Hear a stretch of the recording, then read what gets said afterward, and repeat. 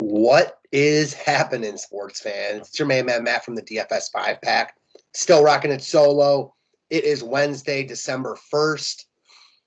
9 NBA games tonight, so we got a bunch to talk about. I picked 5 guys that I like quite a bit, all different formats. Excited to get into that. Before I dive into the DK slate, excuse me, I got a little frog in my throat today. Wanted to just reiterate the promos that we got going on with Jazz Sports and Loose Lines. First off, as far as Jazz Sports goes, if you join, you get a no-risk wager up to $1,000 in your first bet. I mean, that's crazy. You get up to $1K back if your first wager is graded a loss. I got a game this weekend I love, a couple games this weekend I love, so I'm excited to talk to you guys about that in the near future, and it just makes too much sense to sign up for Jazz Sports. And then as far as Loose Lines goes, I'm a huge fan of this site. I actually talked with them personally about including Loose Lines in our promotions. Loose Lines is a site where you really get the best lines and odds, reduced juice, and other perks along those lines. When you sign up there, you get an additional 50% off. So deals all over here, deals after Thanksgiving, deals before Christmas. So great time to sign up for either or both of those sites. And as always, I'll be continuing the DFS content and mixing in some sports betting stuff. So as far as that goes, I think that's all I got. Now, as far as DK goes, let me screen share this and we'll be on our way. All right, so 5 guys I like starting at the top. I did point guard, shooting guard, small forward, power forward, center today. Made it easy on you guys. So first off, I'm going to talk about Facundo Campazzo. So again, this is not a guy that's going to break the slate. I don't think he's going to 10x here or put up 40 plus DK points. But at 3,900, you don't need that. He's playing 27 plus minutes pretty consistently recently. Austin Rivers got ruled out. Bones Highland just got ruled out.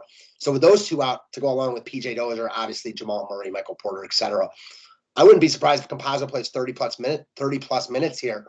I imagine he shares the court with Monte Morris a little bit. Just a lot to like here in all formats as a cog. I'm big on Campazzo, and he's not getting nearly as much love as the next guy on my list, Chris Duarte, who also makes sense, but I don't know why he makes more sense than Campazzo. Both of them look good to me. Duarte at 4K. First-round pick out of Oregon. This kid's good offensively. Justin Holiday's out tonight for the Pacers. He's out for the next little while in health and safety protocols. So Duarte should step in and play even more minutes than he's playing now. And I expect him to play 25 plus here at 4K. He's gotten there pretty much every game recently.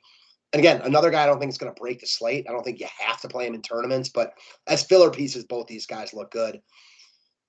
Moving on to another guy I like in all formats. It doesn't look like he's getting a ton of love, and that's Gordon Hayward. The Hornets off back-to-back losses now in a big spot, 9-point dogs in Milwaukee. I think that this game is closer than that, and I think Hayward's a big reason why. This game is projected to have 231 points, so obviously a high total. Hayward's gotten there a bunch recently, 30 plus and 4 or 5. Not the monster upside, but we know it's in there. We know 40 plus is well within reach here. He's done that in 2 out of his past 10. It's coming soon again. And at 6,300, this is about as cheap as you'll get him. He's high on my short list across all formats. Next, we're going to get to another cog in the machine type, Chimezie Metu. So this isn't chasing. I've been on Metu a bunch recently. Don't know if we can expect 36 minutes. Certainly can't expect 35 DK points, but he was a solid play last night. Now his price is $300 less. You've got Marvin Bagley questionable. I don't think he plays. Harrison Barnes questionable. I don't think he plays. With those guys out, there's just a ton of minutes inside for Metu to eat. Holmes is back in. We saw both these guys play well last night. The Kings got embarrassed in the second half. Assuming Metu's starting again tonight, at this price point, he's just a solid look. Again, another guy I don't think you have to lock in your tournament lineups because I don't think he's going to have a score that breaks the slate. But he's probably going to be one of the better point per dollar plays on the slate at this price point. So take that for what it's worth. Next is going to be kind of my long shot of the day, a guy I like a lot in tournaments, and that's going to be Jared Allen. So not the greatest spot on paper, slow-paced game, very low total. That doesn't matter too much for Allen, though, because he's a guy that really gets his points from blocking shots and rebounding and scoring. He's been awesome lately. 40 plus in each of the past 4 games. He plays huge minutes. You might get a Miami team that's missing Bam and or Dedmon. All of a sudden, if you get some of the, smaller guys inside against Jared Allen, he's just going to eat them alive. Not getting any love. I didn't even talk about him on the members only video. I glanced right by him. At 8,100, he's high on my tournament short list. The more I looked at this slate, the more I liked him. I like him even that much more if Bam and or Dedmon are out. Specifically, if Bam is out, I like him more. Either way, though, I like him quite a bit, and I think he's a guy you can play in tournaments with confidence. That's what I got for you guys. If you want more videos, holler at me. If you want more content, go check out the DFS 5-pack. We'd love to have you. Got some really cool things in the works, so excited to talk to you guys about that. And as always, appreciate you. Thank you. Have a great Wednesday. Let's crush this slate.